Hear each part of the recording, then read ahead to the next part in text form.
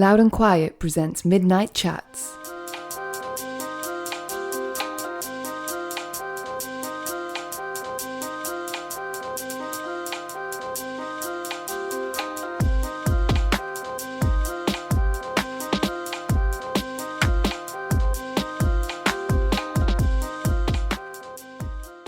Good evening, podcast fans. Greg here on another cold, dark Thursday night, bringing you a new episode of Midnight Chats.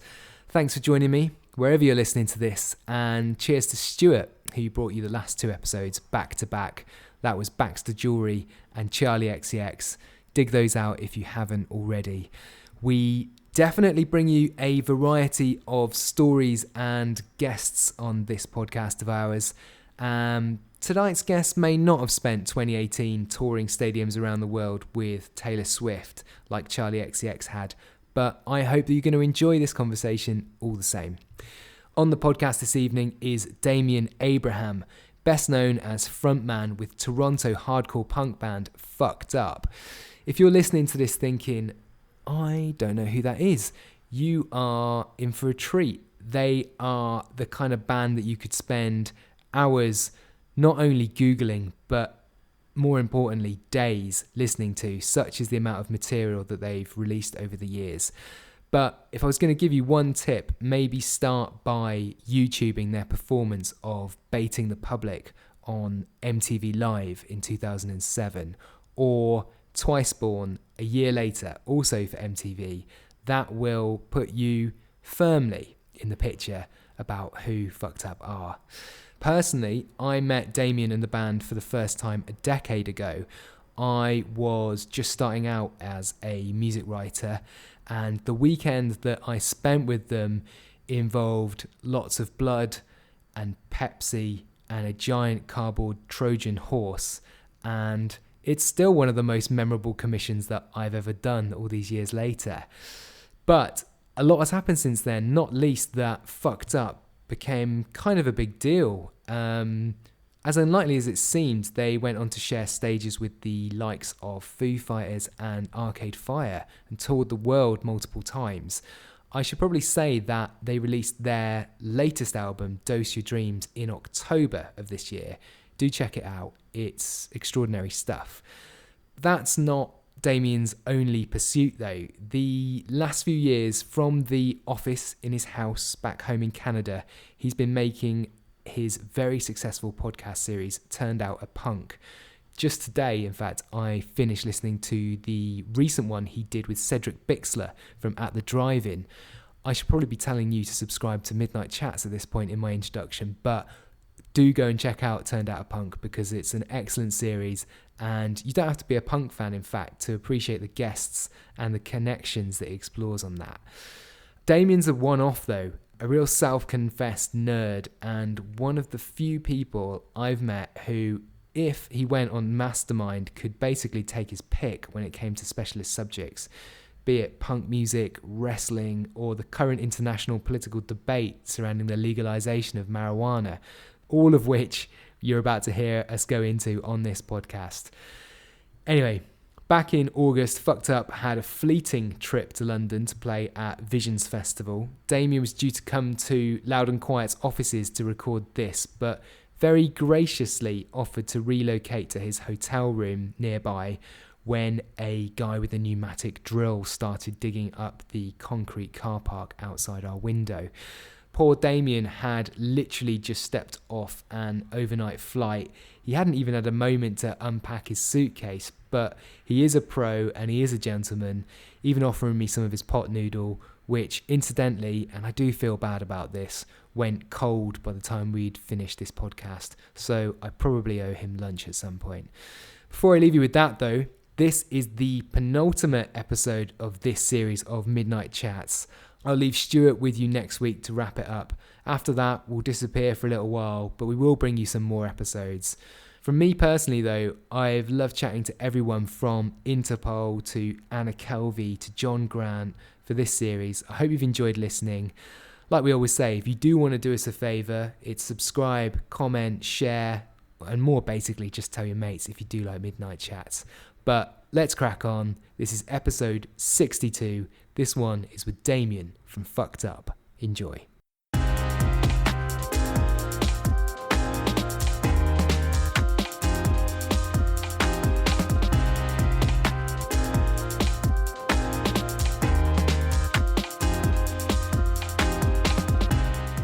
Damian, welcome to Midnight Chats. Thank you for having me in Midnight Chats in my hotel room. I know. We had planned, full disclosure, normally regular listeners will know that we record this podcast either in our office in East London, or sometimes we take it out and about depending on who we're speaking to is, where they are at that time. But rather inconveniently, they've decided to dig up the car park next door to the office, and at the moment there's a giant drill that's like basically taking out a whole chunk of concrete. So we had to come here. Thanks for accommodating us. Well, I'm very happy. I love having people over. I wish I could have prepared something a little bit more substantial than one order of pot noodle, but we can share. I got 2 spoons. Thanks, mate. Yeah. What flavor have you got there? 1 Bombay Bad Boy. 2 spoons. But it's not your favorite pot noodle No, flavor. I'm a beef and tomato. I'm definitely a beef and tomato fan. I also love when, I don't know if they're still doing it because I haven't seen it in a while, but when we used to come here and they'd have like the surprise flavors, like kebab flavor or like southern fried chicken flavor. Yeah. And it never really tasted like any of those things, but it was always delicious. And they always do, limited runs. They do it with Walker's Crisps as well. They'll be like, these 3 flavors are available for the next 6 months. The one that sells the best we will keep. But there are all sorts of bizarre things like English breakfast flavor crisps and stuff. Yeah, I like Branston pickle flavor. Ooh, that's a good flavor when you have that one. Yeah, I don't think I ever got around to those, but does sound good. They're delicious. A lot of people we have on our podcast, when they come on, it might be like the first time, certainly amongst the first times that they've done a podcast. Mm-hmm. But you are a very experienced hand at this. You've got not just one, but a couple of podcasts, right? Yeah, I do. But I'm actually not as experienced in this side of the podcast. Like I keep waiting for me to ask a question of you. Like that's what I'm so used to doing. I think I've only been as a guest on a podcast. Well, my friend Danko Jones's podcast, I've been on that a few times, but I'm also I'm a co-host on that one too. I think I've only been a guest on like 2 or 3 podcasts. Okay, so this a little bit of a new experience. Yeah, you're going to have to hold my hand and guide me into this because I might screw this all up. I'm going to start swearing and saying things I'm going to need you to edit, like all the things you hate when you're interviewing someone on a podcast. What's your favorite thing about making your own podcasts? I think it was, I just before I did my own podcast, I was the host of The Wedge on Much Music, which is like, it's like the music program that all of us of a certain age grew up with in Canada that wound up getting into alternative or punk music. And I was doing that show, and I loved doing that show, but the thing that bothered me was that fact that I always had to incorporate stuff that I wasn't necessarily interested in, or, I'd be in these interviews, and I'd be asking the person, like, oh, like, you played in this band before you did the band you're in now. Let's talk about that for a while. And then my producer would be like, kind of got to keep it on what's happening now. Right. So when I lost that job, I was like, well, I'm going to just do my own thing, and I'm going to make it exactly like I want it to be. And it's just an excuse to punish people. Yeah. Like there's very few socially acceptable situations that allow you to grill someone, like just grill them with questions and pepper them with all sorts of things. But a podcast is one of those places. So I can have these kind of conversations with people that I'm a lot of times friends with, that I've toured with before or played in other bands with, but never had the opportunity to find out, like, what was your demo band like? Yeah. What do they sound like? So your podcast is called Turned Out Punk. Yes. And so basically, give it to people. If anybody hasn't heard this yet, because I've kind of been gorging on your podcast recently, as I've already told you, I've been kind of making my way back through your substantial archive, almost 200 episodes now, I think. Yeah. So in a nutshell, it's called Turned Out Punk. Tell people what you do with it. It's me sitting down and having a conversation with, for the most part, one person who was involved in punk, may or may not still be involved in punk, but had their life changed by it in a major way. And so it's amazing. I've always kind of felt this, like there is this weird commonality between a lot of the people that I find interesting in pop culture, and that's the fact that they were always somehow into punk music, and I just revel in the opportunity to kind of sit down with someone when I know this stuff about them and just have this conversation. I think Jack Black's like the perfect example. He was a guest recently. He's someone that I went on tour with 5-6 years ago with Tenacious D and Fucked Up and the Foo Fighters. And on that tour, I was asking him, like, were you into punk? Like, were you a punk rocker guy? Because it seems like you might have been. He's like, no, not at all. Not at all. And then over the years, the evidence began to emerge, and I realized my instincts were correct. Jack was the liar in this situation. And so I had him on the show and exposed his lie for the world to see. He was indeed a punk rocker. The Jack Black episode is definitely one of the highlights. I went back and I listened to that one the other day, and it did unveil this whole kind of punk rock history with him that people would probably not be familiar with at all. But amongst that, you've had, well, the series itself forms, if people have like a passing interest in punk, or even if you're a real punk head, it's beginning to create a real A to Z history of punk rock because of the people that you've had on it that are from various different places around the world, but also different scenes, different cities, different sounds. And so it's like creating this whole universe where the dots are like joining. So it's a really immersive listen because what you're doing is basically creating this sort of of all the stars of punk that are out there, that you're kind of putting them in one place. So you know there must be some pride in basically putting together this kind of compendium of the history of punk in a way. I thank you for that. I think that is just a happy accident if that's happening, because I think, you know, it definitely fills my bucket, as my children like to say when they're happy. When I do find like a weird connection between two people. Like 2 weeks ago, I had Dwid, the lead singer of the band Integrity. He's like my Frank Sinatra as far as vocalists go. Like someone I have been heavily influenced by. And then I had Dave Pajo from Slint, you know, like one of them, you know, Zwan, like Papa Am, like a legendary indie rock guitarist. And both of them from different cities have the same starting point in Louisville, Kentucky, at this band that Dave played in Maurice's shows. And Dwid was a fan of this band, Maurice. And so in that room, you also have Will Oldham. So you've got Will Oldham, Slint, all the people that would be Slint, and Dwid from Integrity in this like little tiny club in Louisville, Kentucky. Like these three people that would have massive impacts on kind of different sounding genres, but like yet they all have the same starting point. You've had people like Nate Mendel from Foo Fighters, who's in Brotherhood. And he might be in this band, the Foo Fighters, too, but he's really in Brotherhood. Even though he was never allowed to be an official member because he wasn't straight edge and he wore a no effect shirt. Yes, exactly. And then he went on to be in Sunnydale Real Estate. Sunnydale Real Estate. He was also in Galleon's Lap. He's got like... He's like the quiet member of Foo Fighters with serious history, isn't he? Well, the Foo Fighters to me are one of the great... They are the greatest punk rock supergroup of all time. And no diss on Taylor, because I haven't talked to Taylor about it. And I'm sure he does have a punk past that I haven't discovered yet. But when you have the original drummer in that band, you've got members of the Germs. You've got members of Dane Bramage and Scream and Mission Impossible. You've got like members of Brotherhood and Diddley Squad in there. You've got members of all these other Seattle cool straight edge bands, like the other Sunnydale Real Estate band that the drummer was in.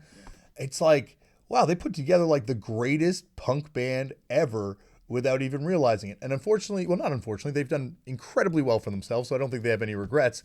They decided to play a different genre of music, but I would long for the day where they're like, okay, let's do it. Let's write a hardcore record. And it's like Brotherhood meets the Germs, meets Dane Bramage. It would be awesome. I wouldn't put it against them, to be honest. Like, I mean, I guess, you know, Dave Grohl's been involved with all sorts of projects that aren't the Foo Fighters over the years. Who knows? He might be yearning to return to that sound. I've tried to get him to do. Like when we were on that tour, I was like, you know, you did that Probot record. What about doing one for punk and hardcore? But I don't know if it really lends itself to punk and hardcore. Like it seems like.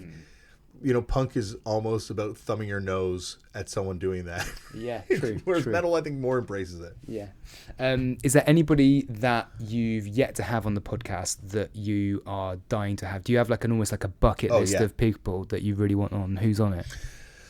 Oh gosh, it's a huge list. Rick Rubin, you know, I'd love to talk to him about Hose. And Def Jam was a punk label when it started. The first two records are punk records. This is it. So people will be familiar with Rick Rubin's production work now in this era because, you know, he's out in his Shangri-La studios in Los Angeles, Malibu. He's not wearing any shoes on his feet and he's producing all of these huge records. You know, he's working with Kanye West and, you know, and he's working with Smashing Pumpkins and he works like a kind of across the board. But as you just alluded to there, the guy's got his roots are in punk rock. At one point, he was taking a rubber stamp and stamping hose onto a brown paper bag and sliding his 7-inch in and calling that packaging. Oh no, sorry. I think it's a glued piece of paper. He was not rubber stamping. He was gluing a piece of paper on it. But still, it is a brown paper bag that is the sleeve for that. And that record right there in that brown paper bag is the jumping off point for one of the most important record labels to emerge in the 80s. Absolutely. Like everything from Run DMC to Slayer, had a place on there. So So Rick Rubin's one that you'd desperately like to get on. He's right there. Elizabeth Hurley. She's talked a lot about growing up loving The Clash and other punk bands and stuff. I would love to talk to her about what she saw. Because I think also she'd be too young to have caught a lot of that first wave going to shows. Like, no doubt she was a fan of that stuff, but I imagine most of those bands were kind of done by the time she was in there. So I'm like, what bands was she seeing? Like, did she see Leatherface? Did she see Napalm Death? What are the bands in that middle period? That's the stuff that I'm really fascinated by. And another great one would be Gillian Anderson too, who was a punk model for a time, a new wave punk model. Okay. And so I'd love to find out what kind of band she liked. And then my ultimate white whale, I think, is Josh Brolin, the actor who was the original drummer in Rich Kids and LSD. Right. Okay. Before they became Rich Kids and LSD. Right. Are you aware that Ben Stiller was in a post-punk band that captured tracks? We're the record chasing label. it right now. Are you? Okay. We're chasing that one. That's Capital Punishment is the name of his band, not to be confused with the German Capital Punishment. Yeah. Once again, that's another example. That was someone that I didn't know till they announced that record. I think 3 years ago they were trying to do it, and all of a sudden it was like, oh shit, yeah, the guy with Flirting with Disaster. Of course he was in a punk band. That's why I liked him. That's why I identify with that dude. Yeah. It feels like your podcast is kind of uncovering all these people that have a punk past that we weren't even necessarily aware did. I think sometimes they're not even aware they did. I remember at David Cross, I called him up because there's this video online of a show in Atlanta, and it's RuPaul's band Wee Wee Pole playing. A very early show of them playing, and they're being interviewed by a college TV station in the basement. And at one point, the interviewer turns to the guitar player, and he pulls out a cigarette, and he's like, "Oh, are you nervous?" And he goes, "Of course I'm nervous. I'm nervous every time before I play." And he puts a cigarette in his mouth, and then someone comes and leans in and lights it, and it's David fucking Cross. It's when I saw that video, I was like, my jaw hit the floor. And so I'd seen the video a few years ago, and then finally one day I just, texted David Cross, and I'm like, "You got to come on my podcast about punk." And he's like, "I wasn't really into punk." And I'm like, send him the link to the video. It's like, "Then explain this to me." And he's like, "Okay, I'll come on your podcast." You got me. So he came on the podcast, and it was like, by the end of it, he's like, "You're right. I was totally into punk rock. It did change my life. It did define a huge part of me." But I think there's an insecurity because punk has been so codified, and what punk is very much defined in the media as a very specific thing. But when you actually get into it, especially with people that were there at the jump off, when punk coalesced in the late 70s, early 80s, it was not one style, and it was not one type of dress. That was something that was put onto it after the fact. It was all types of bands. And if you listen to the first wave of punk, even the stuff coming out of New York, or the stuff coming out of London, or the stuff coming out, or all of England actually at that time, all those bands sound different. The Buzzcocks sound nothing like Susie and the Banshees, who sound nothing like the Clash, who sound nothing like the Sex Pistols. All those bands yet were punk, and then it got even more interesting when the DIY explosion happened. So basically, the long and short of it is that I urge people to go and listen to your podcast because much. This is just a mere taster of kind of the depth and the stories that get revealed as part of it. These days, I should probably fill people in as well. You and I met, we worked out, or rather, I worked out today that you and I met for the first time almost 10 years ago to the day. Mm-hmm. You were part of Fucked Up at that point, and we met up to do a piece, a cover feature for NME magazine. I would say still one of the most exciting things that ever happened to me in my music career. Oh wow, that's absolutely. I'm glad to hear it. Being on the cover of the NME was and obviously now it's print format's gone for it, but that was a huge deal. Even in Canada, I knew that was a big deal, and I would pick up the NME as an import, because there was better bands covered than a lot of the times in the Canadian music press. Can I tell you about my recollections of that day? Yes.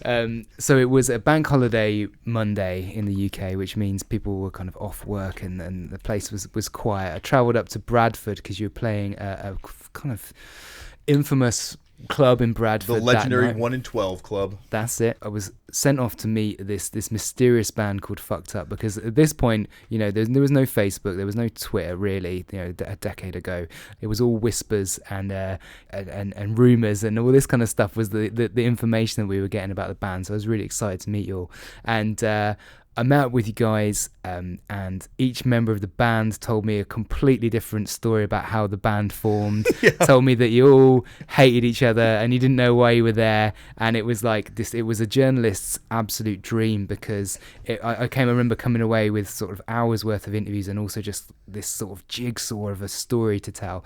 And for the photos of it, part of the photos, we were with a photographer called Danny North that day. An amazing photographer. Amazing photographer, but also an incredibly nice guy. Yes. And we'd had an idea for what we were going to do for the photos, and we went to a supermarket, an independent supermarket in Bradford, and we were going to take photos of you in the fizzy pop aisle, basically. I'm not sure where that idea came from, but I drank so much soda back then. That's right. I would drink like 6 liters of soda a day. You had like a bottle of a 2 liter liter bottle of Fanta, I think. No, probably Pepsi. Pepsi was my go-to. As I'm drinking one right now, but that's because I'm exhausted. Right. It's now just medicinal reasons only. Okay, we'll come back to the fizzy pop in a sec. We were in Bradford. We'd asked this kind man who ran this shop whether we could take some photos in his shop, and he sort of looked a bit bewildered but was like, okay, sure. And we went back to the back of the shop into the aisle. There's nobody there, and Danny took your photo and you kind of took a razor blade and cut your head open, and so we're bleeding in this independent supermarket on the outskirts of Bradford on a bank holiday Monday, and the guy behind the till looks over to see what we're up to, and suddenly is like, what the hell? Well, you're forgetting that also I had a bloody hunk of meat in my hand too. That's right. Because we couldn't get a heart, but it's just like this. It looks like a heart. It's like some organ meat. It might be liver. Did we have some fake blood that we must have had some fake blood? I think it's all the real blood. Is it your blood? I know my blood. I couldn't bleed. I was so nervous. I barely bled. Because remember, that's right. You guys were like, maybe you should just go to the bathroom and pull the blade job so you're not doing it in the middle of the thing. And I'm like, good call. Yeah. So I went to the bathroom. I was like, I gotta use your bathroom. Yeah. They're like, okay. They show me where the staff bathroom is. They're waiting for me outside. I come out covered in blood. I know. And so Danny took maybe 10 frames before we were like, we need to get out of here. Yeah. I just remember us rushing out, getting in the car and driving back towards the venue, and we were all laughing like little kids, you know. It was such a thrill. I went back there, and that show is like forever imprinted on my mind, because I think just the energy of the occasion and everything else, and you had the Trojan horse, like a cardboard Trojan. Kids made a cardboard Trojan horse. That's right. And it was just this. It was maybe, I don't know, maybe 150, 200 people there that night, and it was just incredible. But that's the first time we met, and I can't believe it's almost a decade ago. What do you remember from those very kind of early days of taking Fucked Up abroad, and kind of like the sort of the spreading the word about that band? Because, or actually, rather put it another way, when people ask you what Fucked Up is or what Fucked Up were when you got together, just explain that a bit, because some people won't be entirely familiar with the early days. You were a bunch of punk kids from Toronto, all played in different bands, came together, formed Fucked Up. But like, what's the Damian version of events? We were all friendly. I think Mike and I were the closest friends at that point. I wasn't in the band though when they originally started. I remember Mike coming to me and he said, I want to form the most fucked up band possible. I'm going to call it Fucked Up. And he was naming it after the NOTA song. And he actually had written on the wall in our bathroom, because we shared an apartment, Fucked Up. Also, Sandy lived in that apartment too, because her apartment was being renovated. And she's like, I need to move into your apartment for like a couple weeks. I'll pay you guys rent. And we're like, sure, you can live in the living room. About 6 months later, we're like, you got to get out of this place. Your place can't be still being worked on. We need a living room in our apartment eventually, because there was like 5 other people living there. But so Mike had decided to put together the most fucked up band possible, and just put together, Josh was going to be on vocals. They were super influenced by this band from Virginia Beach. 90% sure it was Virginia Beach. Someone's going to correct me and say it's Washington, D.C. or something. But that general area called No Justice. And the singer of that band, Timmy, one of the greatest front people I've ever seen, does stuff that I would never be able to do because I don't like to necessarily hurt people in the crowd. But like when you're at those shows and you see him like walking on people's heads all around the venue, like running on people's heads, like throwing the drummer's drum stuff into the audience, like, you know, just like going crazy on stage. And so that was Mike and Josh's inspiration. They're like, we want to form a band like that. So Josh was on vocals, Mike was on guitar, Sandy was on bass, Chris Callahan was on drums. Chris Callahan's the singer in Cursed. He sang in Left 4 Dead. He's kind of our legendary local punk guy. And so he was playing drums in the band. Of course, he had other bands, so he couldn't do it. So Jonah was brought in as the replacement drummer. They played, I think, 3 shows, and it was just like a not very tight punk band, to put it nicely. I remember the very first show, Josh came over. It's in this bar in Toronto called Plain in Kensington that's no longer there. Now it's called Thirsty and Miserable. I'm watching them. I'm in the front row. Josh comes over and just kicks me in the nuts, like apropos of nothing. And so I picked him up and I choke slammed him like the Undertaker, like just like full on slammed him down. And that time Josh had a bunch of friends that didn't really like me, and they really didn't like me after I choke slammed him in the middle of the show. I mean, he started it. He started it. He totally started it. I was just like rocking out, supporting my friends. Yeah. Comes over and kicks me in the nuts. Yeah, unbelievable. So, you want to get crazy? I'll show you crazy. So then Josh had to go. Josh went away to go around. He was traveling, doing some stuff. There were 2 cool shows coming up in Toronto. And that's the thing when you start a band. You don't start a band because you're like, I want to make great art. You start a band because you're like, I want to play on cool shows with these other cool bands that I like. Yeah. And so Mike was like, would you like to come and sing for these 2 shows? And I was, sure. Yeah. We did a demo, and the demo was preferred over Josh's vocals. And so Josh was asked to move to second guitar when he came back from the trip. Right. And he had to learn how to play guitar, and I became the vocalist at that point. Yeah. An enormous amount has happened in that time. 15 years. It's fucking crazy. It was like 17 years now or something. Right. Did you ever imagine that? I'm sure you never did imagine, but like the years later, you would go on to play arena tours. I saw you on an arena tour with Arcade Fire. You already mentioned it in this podcast, playing with like the likes of Foo Fighters. You started a band called Fucked Up in Toronto to be the most fucked up band you could imagine, and you end up sharing a stage with huge mega bands like that, and doing so much stuff in your kind of own right. So how did you I'm just interested in your kind of thoughts on where it all went and how it went, you know? I think now looking back on it, it kind of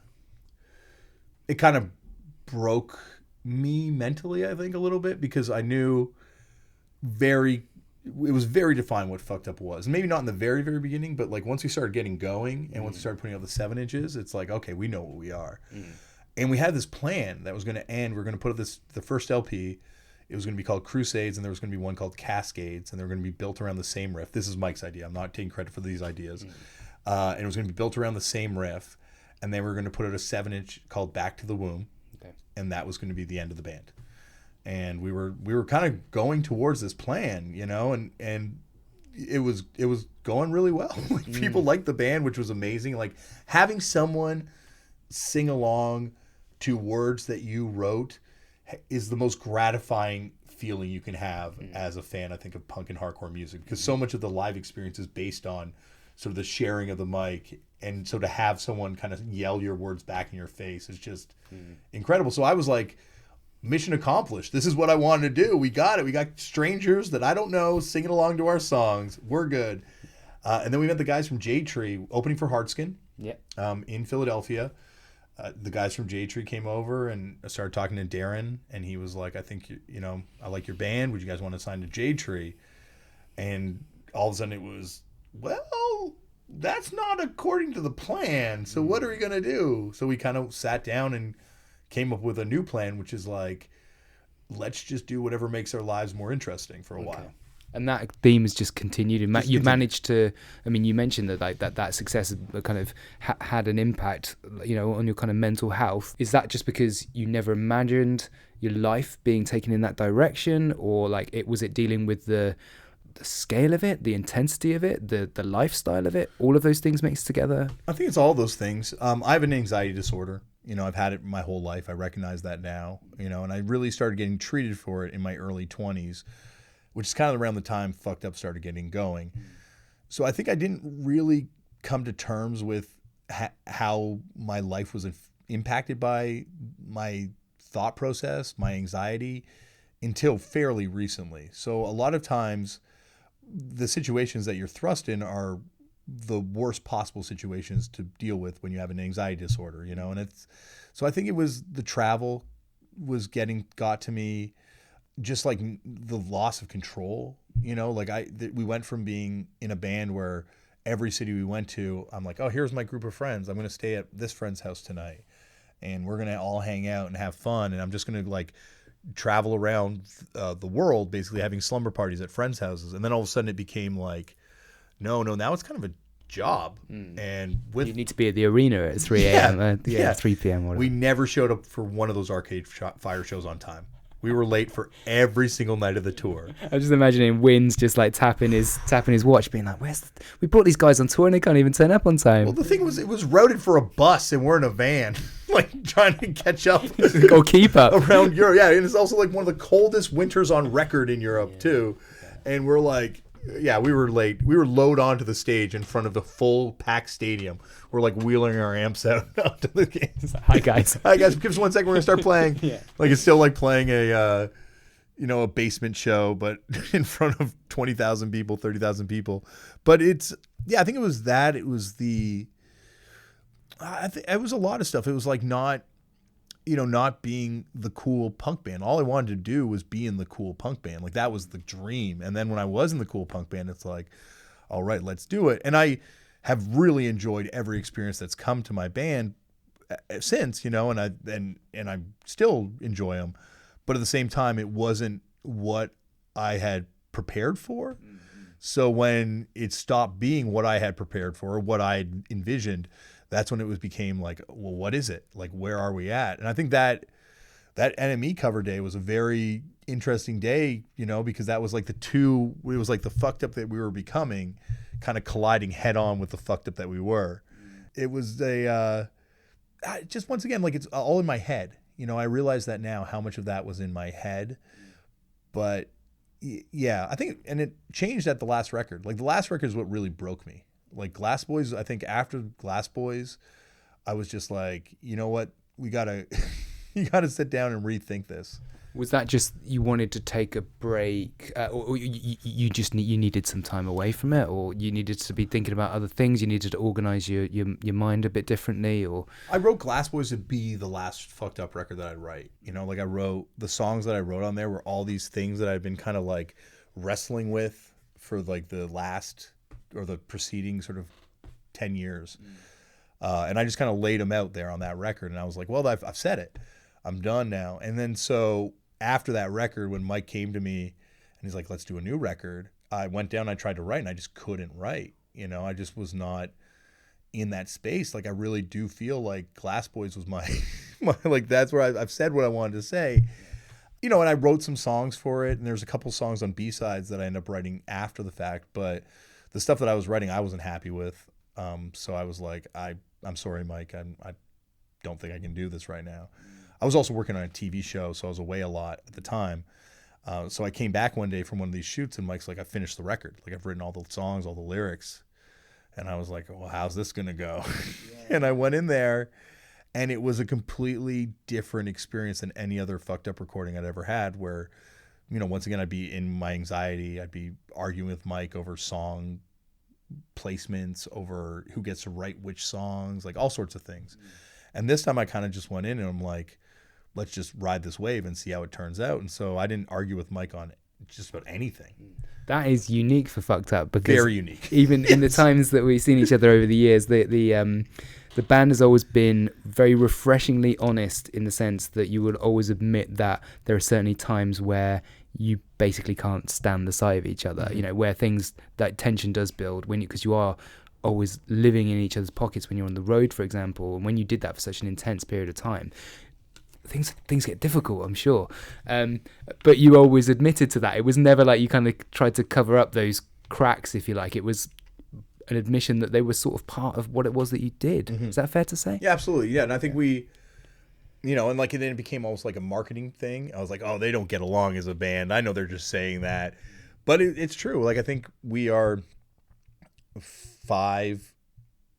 6 very different people. Like we all Ben, Josh, Mike, Sandy, Damian. Ben, Josh, Mike, Sandy, Damian. Yeah, 5.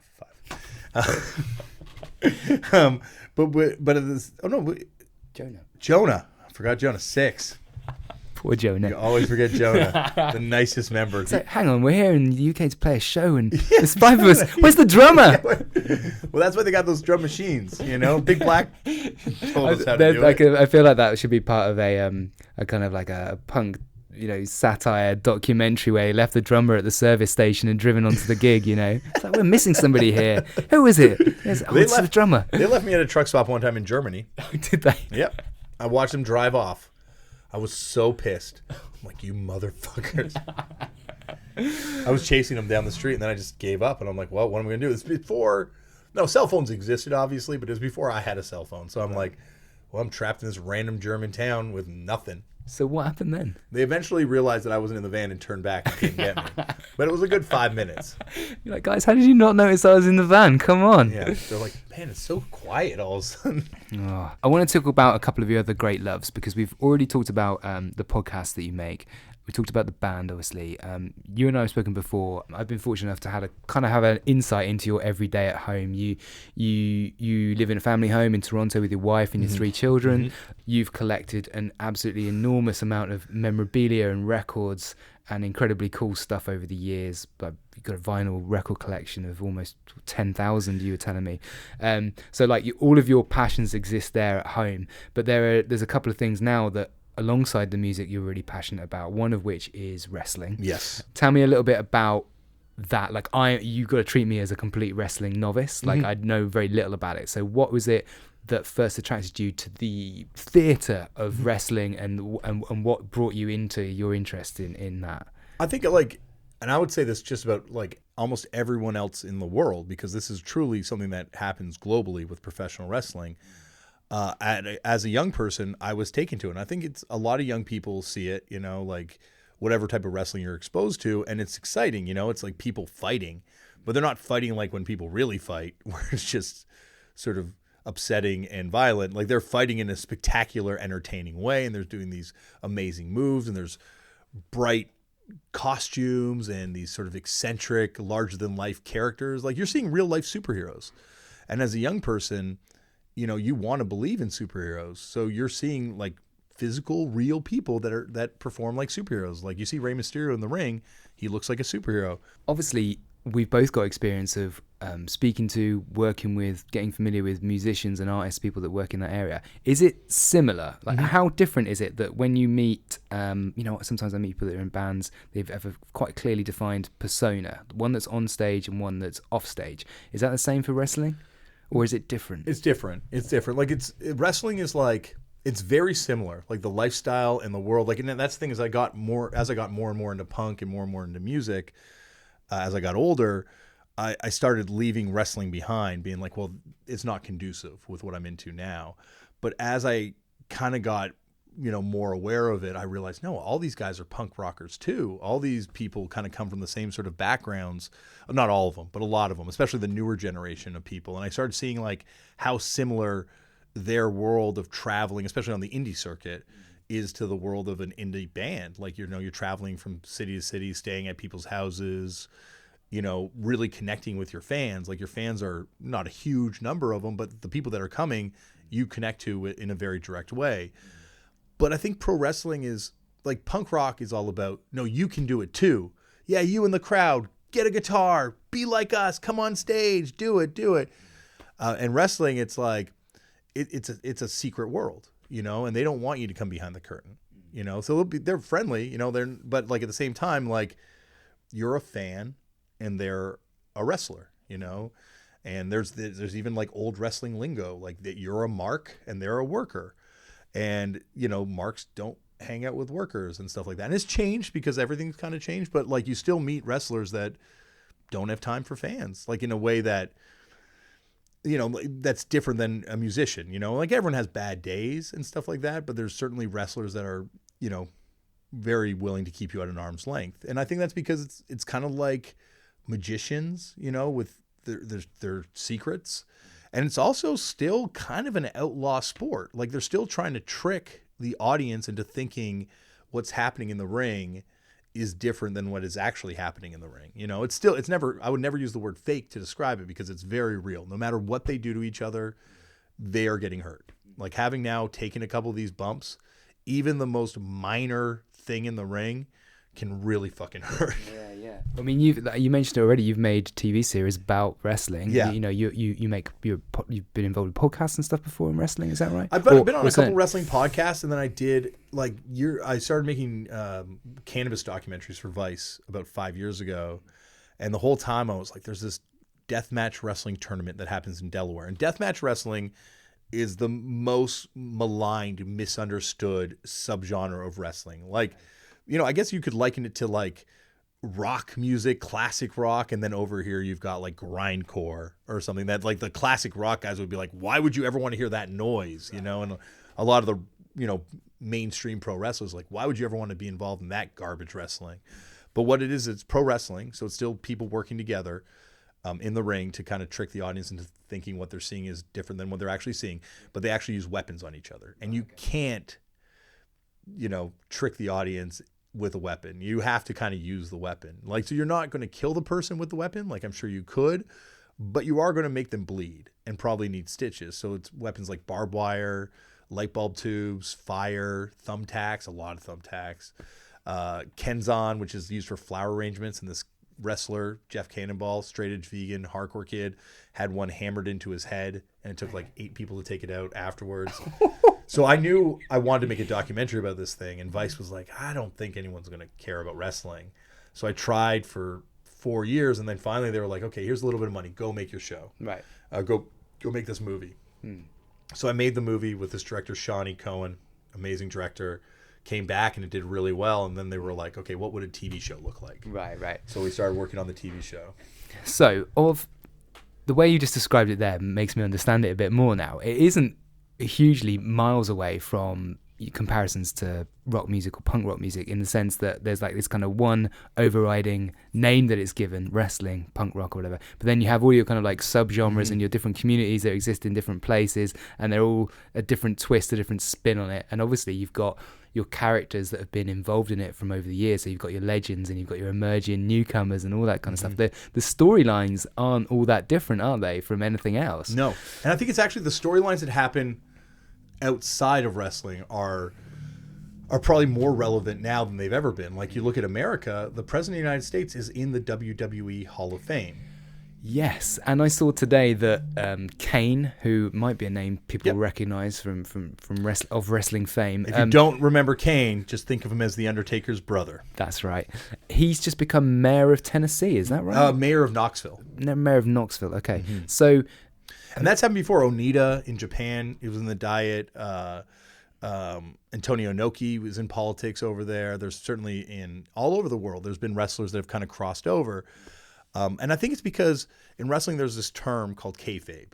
And it's the idea of what wrestling is, you know, and it's the idea that, like, it's hard to explain, but I guess it's like, to simplify it, it's the idea that the wrestling world might not be reality, but it's presented to the audience as reality, and you're not going to admit that it's not reality. And that's kind of the exact same thing that happens in politics. You know, like, we all know, like, even his supporters must know deep down that he's lying and he's fake, but at the same time, you just make yourself believe. And there's also this whole line of thought that Donald Trump, if you look at Donald Trump prior to his run in WrestleMania a few years ago, he was really a star and a celebrity of a very different population than makes up his base. You know, if you look at the demographics that watch The Apprentice, it was incredibly diverse. Generally progressive audience was watching The Apprentice. He was, you know, mocked, but written up in Spy magazine, which certainly wasn't a magazine that was read by a lot of people in more red states at the time. But then when he went on WrestleMania, that's when he met his base. And that's also when he learned how to cut a promo. It's when he learned how to deal with a hostile crowd.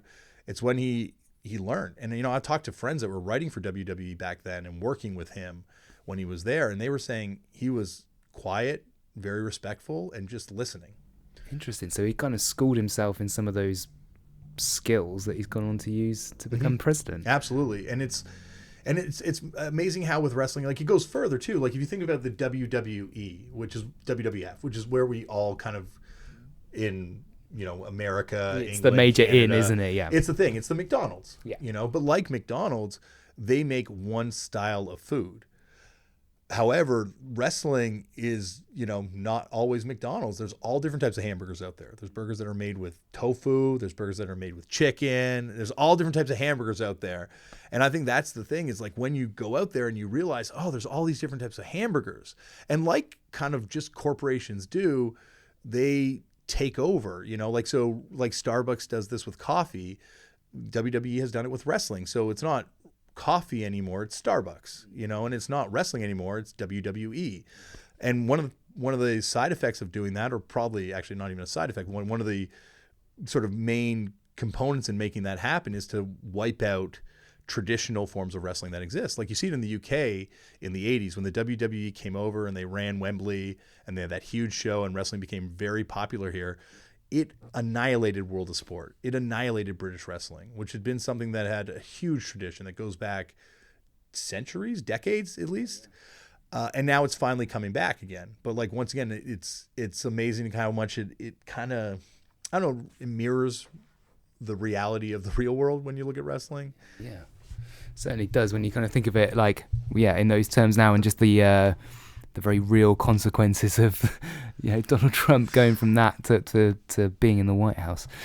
The final thing I kind of wanted to talk to you a little bit about was you mentioned that along with wrestling, you've also made documentaries about cannabis. Because, yes, and you guys just got medical cannabis here. Well, this is the thing. So this is quite a timely thing to ask you about. So you've been talking about this subject for what, kind of 5, 6, 7, 8 years or longer? I think it's been 8 years now that I started. Cool, because Canada has very much been one of those countries where the debate has been going for quite a while. There's been some, you know, recent movement in that. So there was the medicinal use of cannabis was brought in, and then recently followed by the recreational legalization. Coming October 17th. October 17th, okay.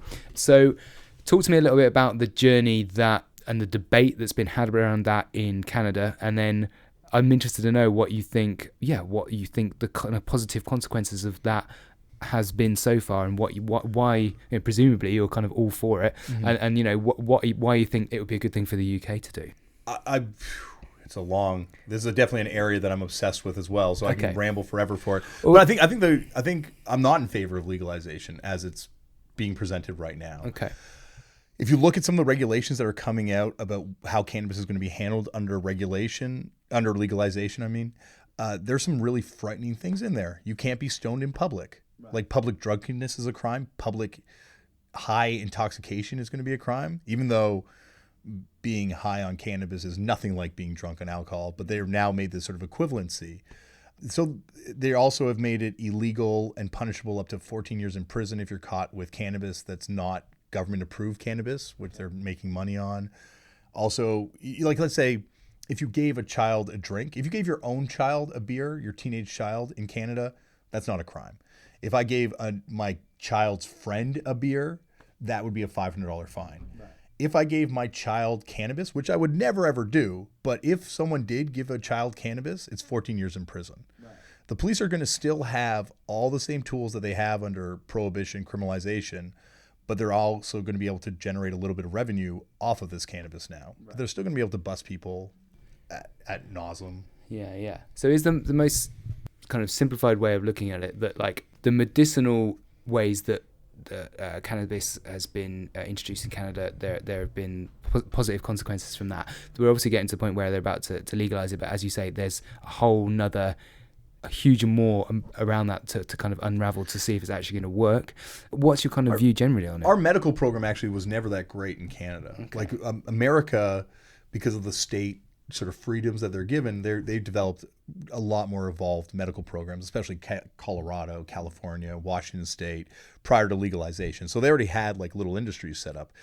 In Canada, the government has always been like, we don't really want to have to deal with this problem. There's been a lot of efforts to legalize cannabis in Canada over the years.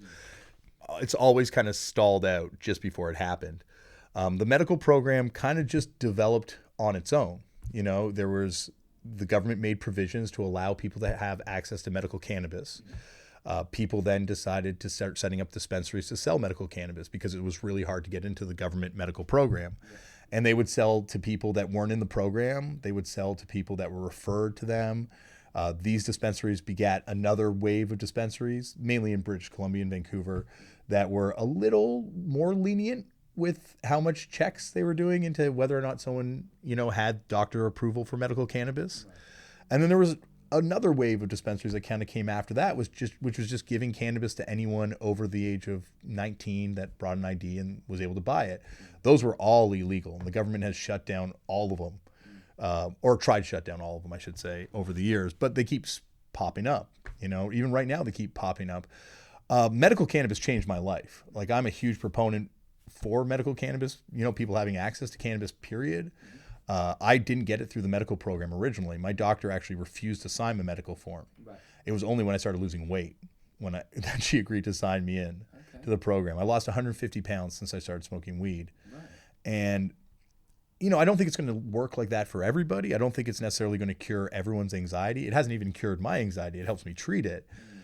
But the fact that it is going to have that impact on some people, I think, is reason enough to kind of investigate it and to allow greater access to it. And also the fact is, no one's ever died on it. Like, no one has ever died from cannabis, but like, there are probably going to be a few deaths tonight involving alcohol, and definitely going to be a lot of deaths involving prescription drugs, you know? And so if we can get people to kind of choose cannabis over those other things, you know, I don't think that's a bad thing.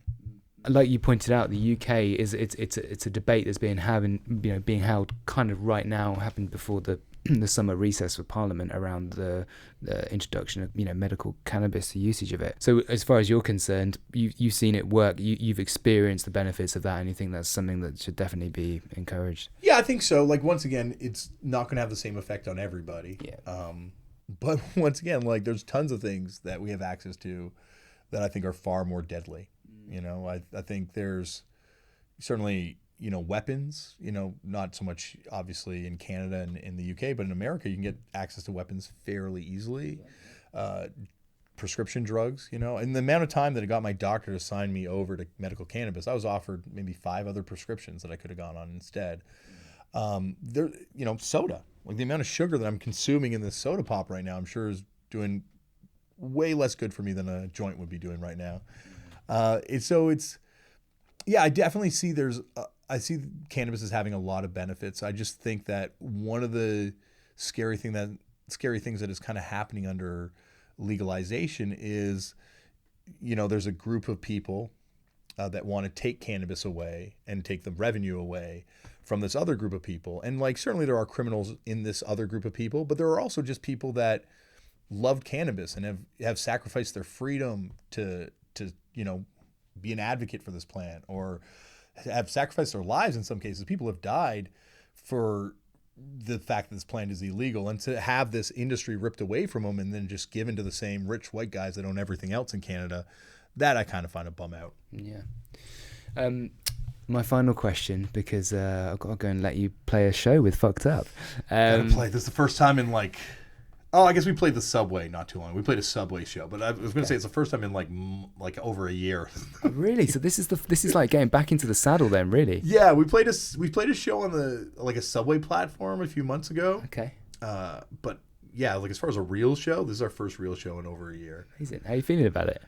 Good. You know, it's definitely, I don't know, actually it's a little nervous. You know, it's weird to be doing something so much for so long and then to take an extended break from it and then to kind of get back into it. So yeah, it's really different. I also I find live shows in general, like I kind of, you know, as I get older, you know, you treat them differently. You know, like before I'd go out there and I'd just be like, whatever the fuck happens, happens. And, you know, that's the show. And now I kind of want to go out there and make sure that there's a show too, right? Like I don't want to be just throwing that microphone around till I break it and then I won't be able to sing into a microphone for the rest of the evening. Yeah. So there's like, I find changes in the pressures that you experience as a lead singer too, as time goes on. Also, I got beaten up on stage a couple years ago. Oh, did you? At Liverpool Sound City in Liverpool. Okay, what happened there? We were playing on stage, and I saw this group of guys that I would describe as being somewhat chavvy, from what I've been told what a chav looks like. Yeah. And they were picking on this couple in the crowd, and I could see the other people in the audience kind of getting, you know, involved and trying to get rid of these guys. So I just jumped off the stage, and it was, you know, quite a number of people, and was like, I don't want to play for you guys. Get the fuck out. And we just human walled these dudes out of the show. But one of them broke around our phalanx and smacked the guy and the girl in the face, like this couple in the face. I'm not a fighter. I'm not a tough guy. I don't know a lot of stuff about like that sort of world, but I do know a lot about pro wrestling. So when I saw him do that, I just went to, you know, my best Kurt Angle impression and just attacked this dude. And then his friends came over and attacked me, and then more people and more people, and then security was stopping people trying to break up the fight. And I'm just covered up, and they're just stomping and stomping and stomping. And I got up, and we, you know, it was over. I was covered in blood. I'm like, holy shit. And they're like, what do you want to do? I'm like, let's finish the set. And so we went up and finished the set. And I don't know, I think that was a real turning point for me playing live, because I think up until that point I felt like I was invincible. And I realized after that point that I'm a person. It didn't change the fact that I'm going to go in the crowd, I'm going to interact with people. But what it did is, I think, change the way I go into a live show. Were you injured? Were you afterwards? Did it affect, you know, does it make you not want to, you know, psychologically, that's quite a shocking thing to deal with, isn't it? It was definitely, I think I had a concussion. In retrospect, I know I had a concussion, especially because of all the stuff I know about pro wrestling. But there's no days off in music, so we played shows immediately after. My jaw was pretty fucked up. I couldn't close my jaw till I got back to Canada, and I got a chiropractor to kind of put it back into place for me. Yeah, I don't want to make it seem like, you know, that made me stage, you know, it gave me stage fright after that, because it wasn't like that. But I think what it did do is give me a chance to kind of pause and reflect on the role of musician and the role of audience, and how, you know, as the musician in front of this audience, you can feel like you're a superhuman, but the reality is you're just the same as anyone else in that crowd. You know? Yeah. Just finally, then, we talked about making a podcast about punk history and talking to punk legends. But also back to the cannabis thing, because we have to bring it back to punk again. Yeah. You know, Canadian cannabis legalization only happens because of punk. Right, okay. Jello Biafra, right, on his third spoken word record, did a song, or did a spoken word track, I guess, called, I believe it's Everyone Should Grow More Marijuana. Okay. And in that spoken word piece, he mentions this book, The Emperor Has No Clothes, which is written by this cannabis activist named Jack Hare, and that's like the original text for cannabis, I don't know, legalization, cannabis advocacy type thing. So he mentions this book, and at the time there was this not anarchist, I guess, more like libertarian bookstore owner in London, Ontario, that owned this bookstore called City Lights, named Mark Emery. Mark, you know, became like a big fan of this Jello Biafra spoken word piece. It wasn't a cannabis guy. It was just like, you know, just fucking with the government. Like, he would do things like refill expired parking meters dressed as a fairy, or he would open up on Sundays, or he'd sell the 2 Live Crew record after it was deemed offensive material and couldn't be sold, right? So he'd just do anything to kind of agitate the government. He was like a libertarian guy. So then he heard this track by Jello Biafra, because at the time Jello Biafra was embroiled in the PMRC censorship lawsuit, where the PMRC was coming after him for the Geiger artwork in one of their records. So he became a huge fan of Jello Biafra and actually brought him up to London, Ontario to do a spoken word thing, and really took to this track, Everyone Should Grow More Marijuana. And so he tried to order in that book, The Emperor Has No Clothes, and was informed by his supplier that that book was actually on the banned book list in Canada.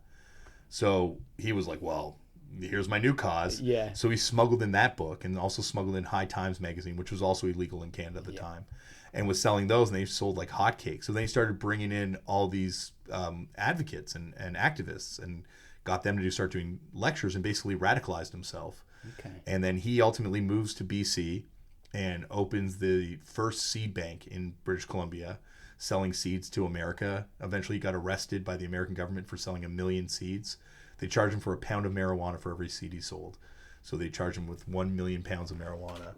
He did 5 years in prison, came back to Canada. But he's really, there's a lot of baggage with him as a person. So I'm not, but when it comes to cannabis, he's really the guy that spearheaded the legalization effort in a big way. And once again, it all comes back to Jello Biafra and punk rock. It's a cyclical thing, isn't it? It You all can't traces escape back. it. It's No. the source. No, and also we didn't even get into it with wrestling. My God, the punk wrestling connection is strong. Okay. Well, that's for Part two. podcast. Exactly. Where do you see all of these interests like converging in the next kind of 5 years? Because you've got to make TV shows about wrestling. You make podcasts about punk rock. You get to be the front man in a punk band touring the world. Like where do all these interests collide in the next 5 years? You're a great front man. You're a great broadcaster. You're a great journalist. So like where do things go next? Well, I definitely appreciate that journalist compliment, but I'm just a fan. I'm just a fan who likes to be a nerd. I think they have coalesced in a certain extent. Like it almost feels like they're once again kind of all feeding off each other. Like recently a bunch of wrestlers came to town to do a TV taping. And I took them to a dispensary or a cannabis lounge to smoke cannabis afterwards. There was another wrestler that I ran into when I was in Montreal, a wrestler from the UK, Jimmy Havoc. Shout out to Jimmy Havoc, Deathmatch King of the UK. And Jimmy Havoc named himself after Davey Havoc from AFI. Davey's someone that I've been friends with for a super long time, so I got to introduce the two of them, which was a huge thrill for me. Oh my God, that made my summer, getting to do that. Jimmy was pretty stoked too. Davey was a little indifferent, but Jimmy was super stoked, and I was super stoked, which was good enough. So I kind of see them always kind of interacting and like dancing with each other in a real way. MVP, who's been on my podcast a bunch, who's a pro wrestler, traveled all over the world wrestling. Also like, this punk rock guy who by his own admittal is a fan of cannabis as well. So, I find that all these things kind of are constantly revolving around each other, and like I couldn't imagine my life without one of them.